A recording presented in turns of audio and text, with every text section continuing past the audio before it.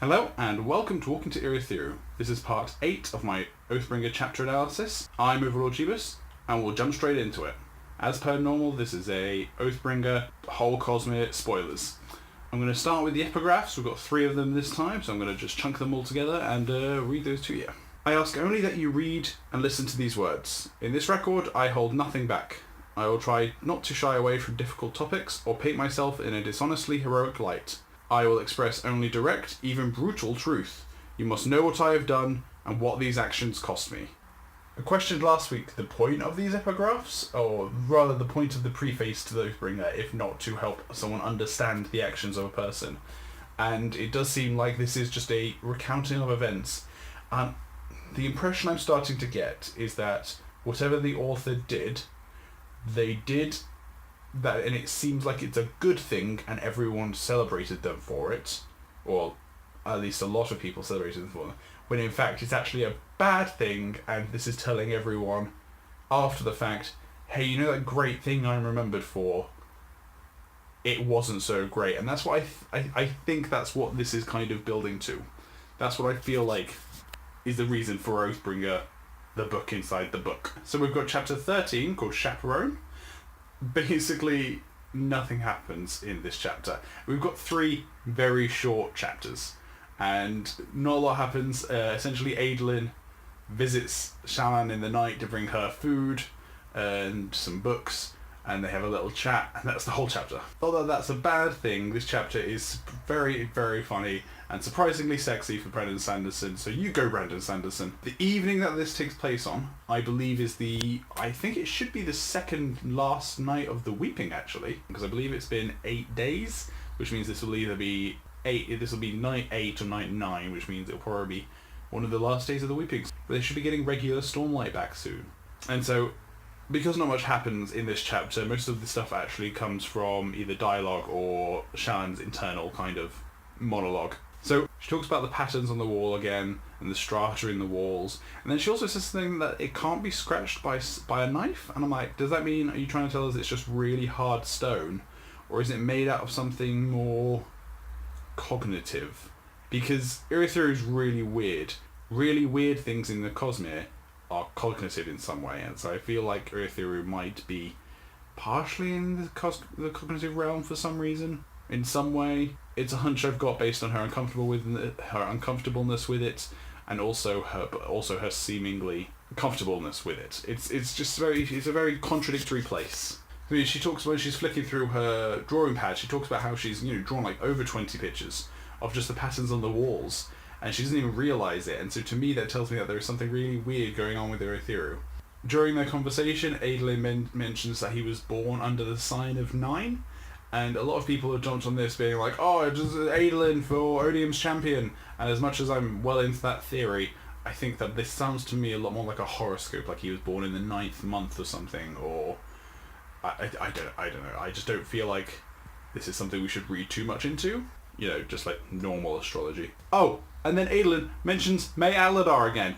Seriously, she has to become some sort of character in the future as a person present in scenes, because she's been mentioned, with 13 chapters in, she's been present in like 4 of them, and then she's been mentioned off-screen in almost every other Dalinar one where she's not present. So she's like more than half the chapters she's been mentioned at least as being there or being talked about. She was never mentioned in Words Radius Way of Kings, so I'm just like, the fuck are you? Like, are you fucking Ravenna? You are, aren't you?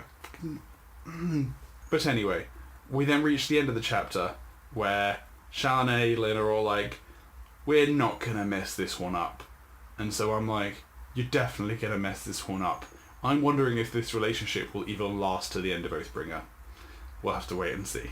On to chapter 14, Squires Can't Capture. When I first saw this chapter title, I was like, Squires Can't Capture? What do you want about? Like, what Squire stuff is going to happen in this chapter? But then it turns out it's just a reference to a game that the Voidbringers are playing, because in this chapter, all that happens is Kaladin finds some Voidbringers and then he gets caught. So, in this chapter, Kaladin spies on some Voidbringers, and they're not in war form, and they're not in storm form, and I'm like, yes, totally called it.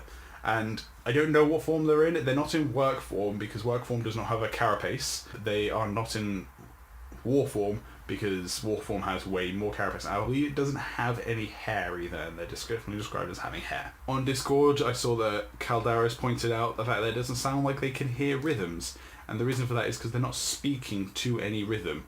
The exact quote for this is, "They spoke like Alethi, not a hint of accent. With his eyes closed, he wouldn't have been able to tell these voices from those of common dark-eyed villagers from Hearthstone." Now, I know that Adelaide mentions in Words of Radiance that he was expecting them to have a lot more sing-songy voice, but they definitely still did speak true rhythms. If Kaladin is saying he can't tell the difference between what they're saying and a common dark eyes, then that tells me that they are speaking like the people that they've spent their lives around. Dark-eyed people.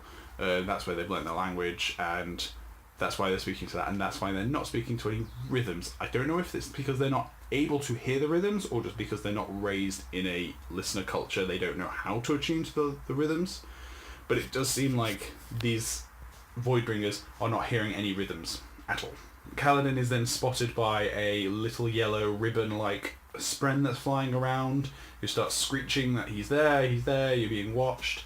Kaladin almost prepares to kill them, the Voidbringers, until he notices how they are holding their weapons in a way which isn't... They're not soldiers, and so he simply surrenders to them, because I have a feeling he wants to... Well, I mean, we want to find out more about these Voidbringers, and so does Kaladin. And that's the end of that chapter. Chapter 15 is called Brightness Radiant, and in this one, Adolin tries and teach Shallan how to use a shard blade. I'd like to point out that May Aladar is mentioned again. We're like 5 for 5 for chapters talking about May Aladar. It's... I also picked up on something different this time, which I don't normally pick up on, is that Patton is always described as humming. And at one point, Shallan says, "Patton hummed softly, a tone she'd come to recognise as confusion." And I know it's a bit of a stretch, but is Patton hearing the rhythms? Can Spren hear rhythms, and is he just humming his rhythms to himself? I know it's a bit of a stretch. It's not my strongest theory. I know it's a bit of a stretch, but it's possible. We know it is possible for other beings to hear the rhythms other than the listeners, because they're a Cosmere-wide thing. Shallan creates a new persona called Brightness Radiant, which is just the most superhero name I think I've ever heard in one of Brendan Sanderson's books. I've not read his superhero books. And when she does this, Patton actually offers to die. And this is... So the actual quote goes like this. "I can die, Shallan. I can go. They will send you another to bond." So if a Lightweaver Spren dies, they just send the Cryptics just send another. And that's really unusual to me, because I feel like if a Spren dies, that's kind of seen as a betrayal, but maybe the Cryptics don't care as much about living, which is very strange. You know, we know how the Spren have organizations and cities in Shadesmar, but you know, is this true for all orders? Do all orders just allow people to just kill their Spren and then just give them a new one? Has this happened before? How does Patton know they'll send another? It's such a strange thing for him to say. No, that's it. That's it for chapter 15. And yeah, thank you for watching again. This was an incredibly short episode compared to normal. For comparison of how short these chapters were, these 3 chapters combined were about 8,000 words. Just alone, chapters 11 and 12 were 6,000 words each. And so it was incredibly short 3 chapters this week, so there you get a short video.